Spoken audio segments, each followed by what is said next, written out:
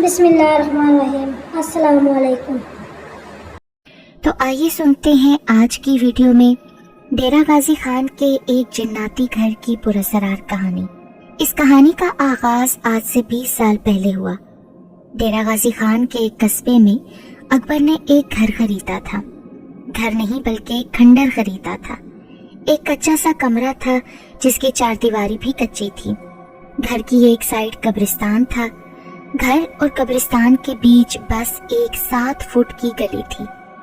अकबर को लोगों ने मना भी किया कि ये घर मत खरीदो, क्योंकि इस घर में जिन्नात का बसेरा है और इस घर का पहला मालिक भी इस घर में पुरअसरार तौर पर मुर्दा पाया गया था। इलाके के पुराने रिहायशियों का कहना था कि किसी जमाने में ये घर कब्रिस्तान का हिस्सा हुआ करता था, जहां बाद में एक घर बना दिया गया, मगर अकबर ने किसी की एक न सुनी और वो घर खरीद लिया। पुराने घर को तुड़वा कर एक खूबसूरत घर बनवाया गया।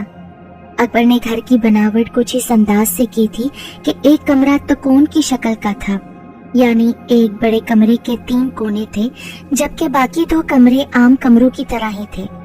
असल में यही तकोनी कमरा वो जगह थी जहां पहले भी पुराने घर सिर्फ एक कमरा हुआ करता था। इसी कमरे में पुराने मालिक मकान की मौत भी हो चुकी थी। अकबर एक बहादुर बंदा था। अकबर और उसकी बीवी बच्चे इस घर में 5 साल तक रिहाइश पजीर रहे। उनके साथ इस घर में क्या मामलात पेश आए ये आज तक किसी को नहीं मालूम, क्योंकि कभी उन्होंने किसी से ऐसी बात का जिक्र नहीं किया था। अब अल्लाह जाने या फिर वो लोग कि वाकई वहाँ कुछ था या नहीं, या वो जानबूझकर किसी को नहीं बताते थे। वक्त अच्छा गुजर रहा था कि एक दिन अचानक रात को 12 बजे के करीब अकबर की तबीयत खराब हो गई। दिल की धड़कन बंद होने लगी, मुंह से झाग निकलने लगी और फिर अकबर अपने ही घर में वफात पा गया। उस वक्त अकबर की उम्र 40 साल के लगभग होगी। अकबर एक पढ़ा लिखा और बहुत अच्छा आदमी था। उसकी सेहत भी बहुत अच्छी थी।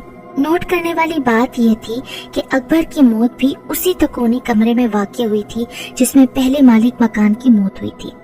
अब तो अकबर के खानदान वालों और इर्द गिर्द के हमसायों का शक यकीन में बदल गया कि इस घर में और खासकर इस तकोनी कमरे में कोई गैर मामूली बात जरूर है। अकबर की वफात के बाद उसके बीवी बच्चों ने वो घर छोड़ दिया। घर छोड़ने की वजह ये थी कि अकबर की बीवी की जहाँ नौकरी थी वो इलाका इस घर से कुछ दूर था, इसीलिए उन्होंने नया घर बनवा लिया और वहाँ शिफ्ट हो गए। पुराना घर कमोपेश 15 साल तक बंद रहा।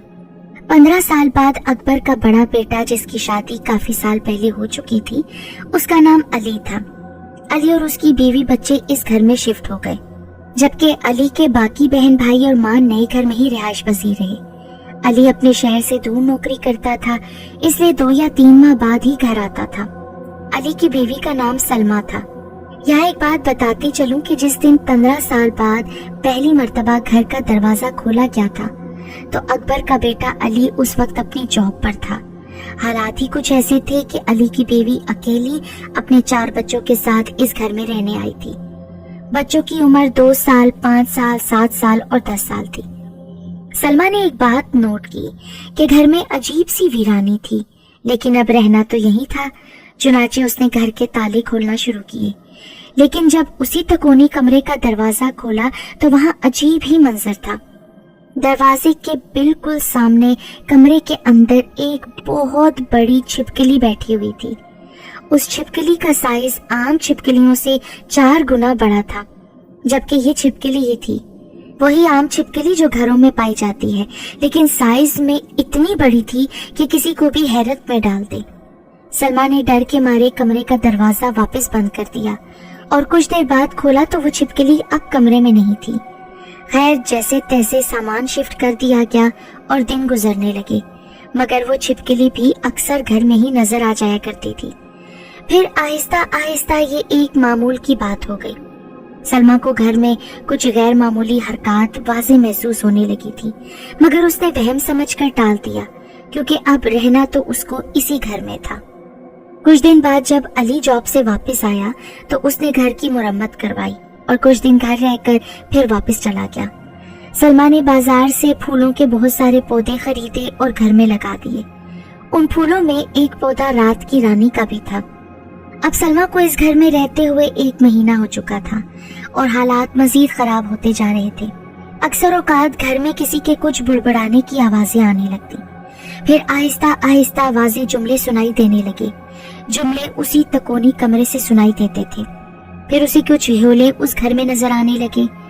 इसके बाद उसे मालूम हुआ कि इस घर में जिन्नात की पूरी फैमिली आबाद है। जिन्नात की फैमिली में टोटल 5 लोग थे, एक खाविंद, उसकी 2 बीवियां और 2 बच्चे। उस जिन की बड़ी बीवी बहुत ही गुस्से वाली और बदमिजाज थी। ये जिन्नात सलमा को इंसानी रूप में नजर आते थे। सलमा के मुताबिक ये फैमिली उस तकोनी कमरे में रिहाइश पजीर थी। कमरे में एक चारपाई भी पड़ी रहती थी और इसके अलावा भी कुछ सामान उस कमरे में मौजूद था। सलमा जब भी किसी काम से उस कमरे में जाती थी, जिन गुस्सा होते और उसे डांटते कि तुम लोग इस घर में क्यों आए हो, ये हमारा घर है, यहाँ से चले जाओ वरना नुकसान उठाओगे। सलमा को अब उनकी आदत से हो गई थी। वो समझती थी कि ये जिन उसे ऐसी ही धमकियां देते रहेंगे, लेकिन उस दिन मालूम ही नहीं था कि अब कुछ बहुत ही बुरा होने वाला है। इस घर में रहते हुए सलमा को 2 से 3 महीने हो चुके थे। एक दिन उसने ये बात नोट की कि उसका छोटा बेटा, जिसकी उम्र 2.5 या 3 साल थी, हर वक्त कोनी कमरे में बैठा खेलता रहता था। उसने अपने छोटे बेटे को मना किया कि इस कमरे में मत खेला करो, पर वो कब किसी की बात मानता था। वो तो बस अपने दिल की करता था। कुछ दिन बाद सलमा के छोटे बेटे की तबीयत बहुत खराब लगने लगी। वो समझी शायद मामूल का बुखार है और ठीक हो जाएगा, लेकिन बहुत इलाज कराने के बावजूद भी बच्चा ठीक नहीं हो रहा था। आखिरकार सलमा ने अपनी बहन से बात की और उसे सारे मामले के बारे में बता दिया। सलमा की बहन एक दीनदार खातून थी। उसने सलमा को कहा कि तुम एक काम करो, तुम जिन्नों के साथ मुआहिदा कर लो, फिर सब कुछ ठीक हो जाएगा। उसने सलमा को कहा कि तुम जिन्नों से बात करो और उन्हें कहो कि तुम हमें तंग ना करो, हम भी तुम्हें तंग नहीं करेंगे। सलमा ने ऐसा ही किया और जिन्नात से कहा कि हमारी मजबूरी है इस घर में रहना, मेरे पास कोई दूसरा ठिकाना नहीं है, इसलिए हम इस घर में रहने पर मजबूर हैं। अगर आपने इस घर में रहना है तो शौक से रहें, हम आपको तंग नहीं करेंगे और आप भी हमें तंग मत कीजिएगा। मेरे छोटे बच्चे हैं, मैं इन्हें लेकर कहाँ जाऊँ अब? इस घर में से एक कमरे में आप रह लें, वहाँ हम नहीं आया करेंगे और आप बाकी घर में मत आना। जिन्नात ने सलमा की बात मान ली और उसे कहा कि ठीक है, बस तुम इस बड़े कमरे में मत आया करो, बाकी पूरा घर तुम्हारा है, जहाँ तुमने रहना है रहो, अब हम तुम्हें तंग नहीं करेंगे। इस तरह काफी दिन गुजर चुके थे और माहौल बिल्कुल पुरसकून था।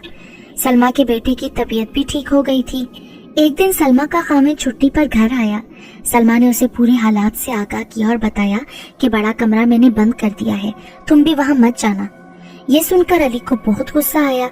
उसने सलमा को डांटा कि ये तुमने क्या कर दिया, इस तरह तो ये मखलूक इस पूरे घर पर काबिज हो जाएगी, फिर क्या तुम पूरा घर छोड़कर चली जाओगी?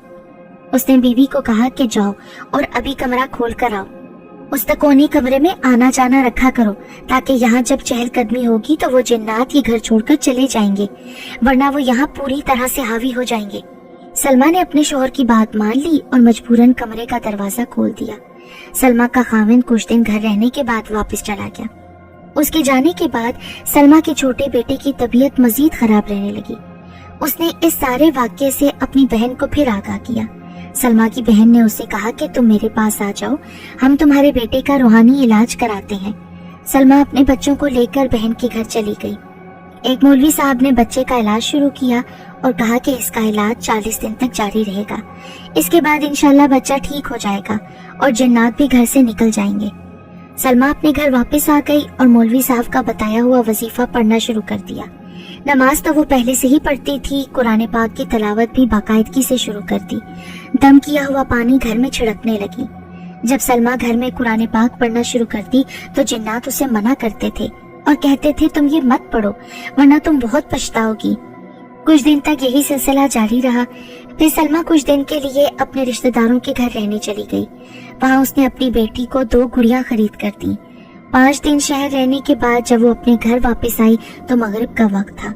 घर पहुंचते ही सलमा ने अपनी बेटी से कहा कि बेटा, मैंने सुना है गुड़ियों में जिन्नात आ जाते हैं, इसलिए मैं चाहती हूँ कि अब तुम ये गुड़िया दूर कहीं फेंक कर आओ, इन्हें इस घर में मत रखो, तुमने काफी दिन इनसे खेल लिया है। बेटी ने माँ की बात मान ली और उसी वक्त घर से दूर गंद के ढेर पर वो गुड़िया फेंक आई। सलमा की बेटी की उम्र 10 साल थी। माह रमजान का आगाज था। सलमा ने सुबह सहरी के वक्त अपनी बेटी को जगाया। उसे कहा कि आओ मेरे साथ थोड़ा किचन में काम करवाओ। बेटी उठी और कमरे का दरवाजा खोल दिया जो कि सहन में खुलता था। जैसे ही बेटी ने कमरे का दरवाजा खोला, सलमा की नजर दरवाजे पर पड़ी। दरवाजे के बाहर वाली साइड पर दरवाजे के ऊपर वही बड़ी छिपकली चिपकी हुई थी, जिसकी लंबाई आम छिपकलियों से 4 गुना लंबी थी। सलमा को मालूम था कि ये छिपकली जिन्नात में से है। छिपकली को देखकर सलमा समझ गई कि अगर मेरी बेटी की नजर इस पर पड़ गई तो ये डर जाएगी। लेकिन सलमा की बेटी ने दरवाजे पर लटकती छिपकली को नहीं देखा था। दरवाजा खोलते ही बेटी की नजर सामने मौजूद गुड़िया पर पड़ी, वही गुड़िया जो कि कल शाम वो बहुत दूर फेंक कर आई थी। बेटी ने जैसे ही गुड़िया को घर में देखा तो वो एकदम से घबरा गई। फौरन भागकर बिस्तर पर चढ़ गई और माँ को बताया कि अम्मी, ये गुड़िया तो मैं घर से बहुत दूर गंद के ढेर पर फेंक कर आई थी, ये वापस कैसे आ गई। माँ बेटी दोनों ही बहुत डर गए थे। वो दोनों बिस्तर पर ही बैठी रहीं और किचन में जाने की सलमा की फिर हिम्मत न हुई। उसने उस दिन बगैर सहरी के ही रोजा रख लिया। छिपकली और गुड़िया को एक साथ देखकर सलमा समझ चुकी थी कि ये जिन्नात का काम है। वही इस गुड़िया को वापस घर में उठा लाए हैं। सुबह के वक्त जब दिन निकल आया, सलमा घर के कामों में मसरूफ हो गई, लेकिन अचानक उसकी नजर घर में मौजूद अकलौते दरख्त पर पड़ी। ये सर्फ का दरख्त था। उसने देखा कि दूसरी गुड़िया दरख्त की शाखों पर अजीब तरीके से उल्टी लटकी हुई थी और बहुत ही ज्यादा डरावनी लग रही थी। सलमा को बहुत खौफ आया। सलमा ने सारी बात अपने खाविंद को फोन पर बताई। सलमा के शौहर ने उससे कहा कि कोई तुम लोगों के साथ शरारत कर रहा है और डराने की कोशिश कर रहा है। लेकिन सलमा को इल्म था कि ये किसका काम है, क्योंकि अपने रिश्तेदारों के घर से वो मगरिब के वक्त गांव वापस आए थे और किसी ने भी ये गुड़िया उनके घर में नहीं देखी थी सवाए जिन्नात के। फिर उसने उसी वक्त अपनी बेटी को कहा था कि ये गुड़िया कहीं दूर फेंका, और वो फेंक भी आई थी। खैर ये बात रफा दफा हो गई। कुछ दिन बाद सलमा रात के वक्त अपने रूम में लेटी हुई थी। ये कोई 10 के करीब का वक्त होगा। बाहर सहन में 2 बल्ब रोशन थे। घर का सहन भी छोटा सा था, जिसकी वजह से बाहर काफी रोशनी थी। अचानक सलमा की नजर खिड़की पर पड़ी, जहाँ से सहन का मंजर साफ नजर आ रहा था। खिड़की के बिल्कुल सामने सहन की दीवार के साथ रात की रानी का बहुत बड़ा पौधा था, जिसकी ऊंचाई तकरीबन 7 फुट थी। सलमा ने देखा कि एक बहुत ही नूरानी चेहरे वाला शख्स फूल के पौधे में से निकलकर खिड़की की तरफ आ रहा है। जब वो रात की रानी में से निकला था तो उसकी पीठ खिड़की की तरफ थी। फिर वो पलटा और उसका चेहरा खिड़की की तरफ हो गया। फिर वो सलमा से मुखातिब होकर कहने लगा, तुमने जिस दुकान से ये पौधा खरीदा था, मैं वहीं उस दुकान पर इस रात की रानी के पौधे में रहता था। मैंने काफी अरसा तुम्हारे घर गुजारा, लेकिन किसी को तंग नहीं किया। लेकिन आजकल तुम जो ये वज़ाइफ पढ़ रही हो और जो पड़ा हुआ पानी छिड़क रही हो, मुझे उससे बहुत तकलीफ होती है। मैं तुम लोगों का घर छोड़कर जा रहा हूँ, कभी वापस नहीं आऊंगा। फिर वो शख्स खिड़की से ऊपर की तरफ उड़ा और कहीं गायब हो गया। बकौल सलमा के वो बहुत खूबसूरत नौजवान था। उसका चेहरा बहुत नूरानी था। सलमा ये भी जानती थी कि इसका ताल्लुक भी कौमे जिन्नात से ही था। इसके बाद सलमा सो गई। फिर कुछ दिन बाद हालात मजीद बदतर होना शुरू हो गए। एक रात सलमा अपने बच्चों के साथ सोई हुई थी। यही कोई रात 12 बजे का वक्त होगा। सलमा के बेटे की तबीयत बहुत खराब हो गई। बेटे को बहुत तेज बुखार तो काफी अरसे से था, लेकिन आज तबीयत कुछ ज्यादा ही खराब थी। थोड़ी थोड़ी देर के बाद बच्चे के मुंह से झाग आने लगे और बच्चा नीला पीला पड़ गया। सलमा ने अपने शोहर को फौरन कॉल की। रात काफी होने की वजह से शायद शोहर गहरी नींद में सोया होगा। उसने कॉल अटेंड नहीं की। थोड़ी देर बाद बच्चा बेहोश हो गया। सलमा समझी कि शायद उसका बेटा भी इस दुनिया में नहीं रहा। उसने जोर जोर से चीखो पुकार शुरू कर दी। रोने की आवाजें सुनकर हमसाए भी जाग गए। हमसायों में से एक बूढ़ी औरत ने दरवाजा खटखटाकर पूछा कि बेटा क्या हुआ है, तुम क्यों रो रही हो। सलमा ने दरवाजा खोला और उसको बताया कि मेरा बेटा शायद मर चुका है। बूढ़ी औरत बड़ी समझदार थी। उसने उसके बेटे को चेक किया और कहा कि पागल, तुम्हारा बेटा जिंदा है।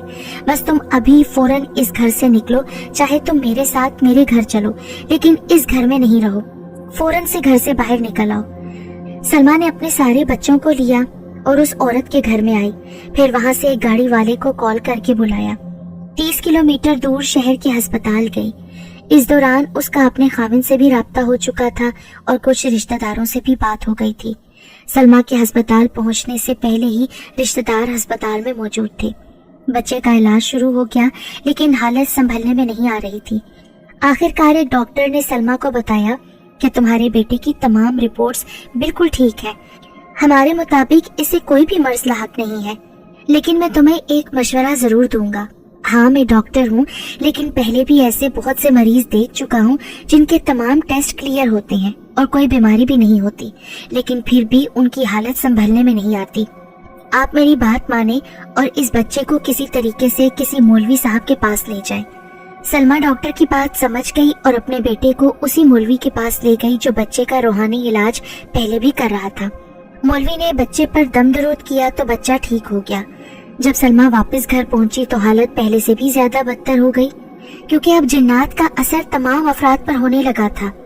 سلمیٰ کے سارے بچے بیمار پڑ گئے اور عجیب عجیب باتیں کرنے لگے۔ سب سے چھوٹا بیٹا کہتا کہ امی میرے سر میں سے خون آ رہا ہے، کوئی مجھے مارتا ہے، جبکہ ظاہری طور پر ایسا کچھ بھی نہیں تھا۔ باقی بچوں کو بھی گھر میں کچھ نہ کچھ نظر آ جاتا تھا۔ وہ بہت ڈرے اور سہمے رہتے تھے۔ اب تو خود سلمیٰ پر بھی جنات حاوی ہونے لگے۔ وہ سلمیٰ کو بھی جسمانی اذیتیں دینے لگے۔ سلمیٰ رونا چاہتی تو رو بھی نہیں سکتی تھی، کیونکہ وہ جنات ان سب لوگوں کا منہ ہی بند کر دیتے تھے۔ وہ زور زور سے چیخنا چاہتی پر آواز ہی نہیں نکلتی تھی۔ بہت ہی زیادہ حالت خراب تھی۔ ایک دن سلمیٰ نے اسی مولوی کو کال کی جس سے اس کے بچے کا علاج ہو رہا تھا۔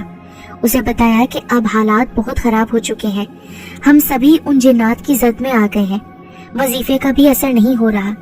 یہ سن کر مولوی صاحب نے کہا کہ مجھے لگتا ہے یہ جنات اب اس گھر پر پوری طرح سے قابض ہو گئے ہیں، یہ اس گھر سے نہیں جائیں گے۔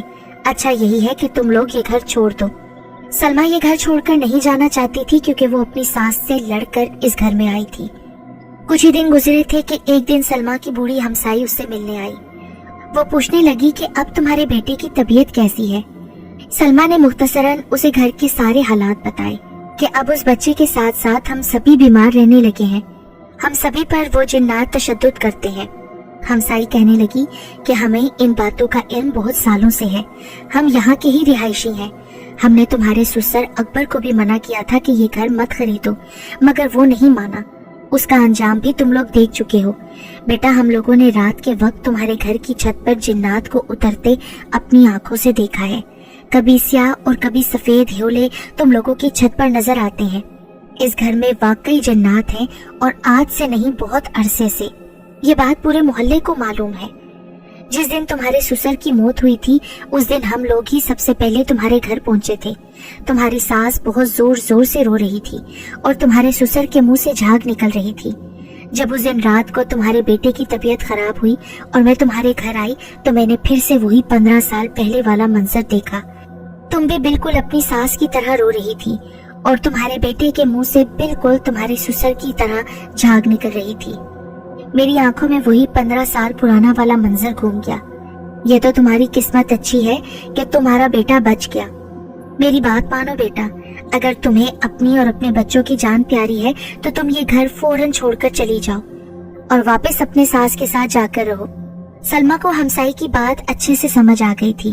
اس نے اپنے شوہر کو کال کی اور اسے بتا دیا کہ اب وہ یہاں 1 منٹ بھی نہیں رہے گی۔ اس نے اپنے بچوں کو لیا اور ضروری سامان کے ساتھ اپنے ساس کے گھر واپس پہنچ گئی۔ اس نے اپنے ساس سے معافی مانگی اور کہا کہ اب وہ انہی کے ساتھ رہے گی۔ سلمیٰ کی ساس نے اس کا اور اس کے 4 بچوں کا روحانی علاج کروایا۔ وہ لوگ وقت کے ساتھ ساتھ ٹھیک ہو گئے۔ سلمیٰ نے اس جناتی گھر میں پورے 8 مہینے گزارے تھے۔ اب بھی جب وہ گزری باتیں یاد کرتی ہے تو خوف سے لرز جاتی ہے اور خود کو خوش نصیب سمجھتی ہے کہ اس کی اور اس کے بچوں کی جان بچ گئی۔ آج بھی یہ جناتی گھر ڈیرہ غازی خان کے ایک قصبے میں موجود ہے، لیکن اسے ہمیشہ کے لیے بند کر دیا گیا ہے۔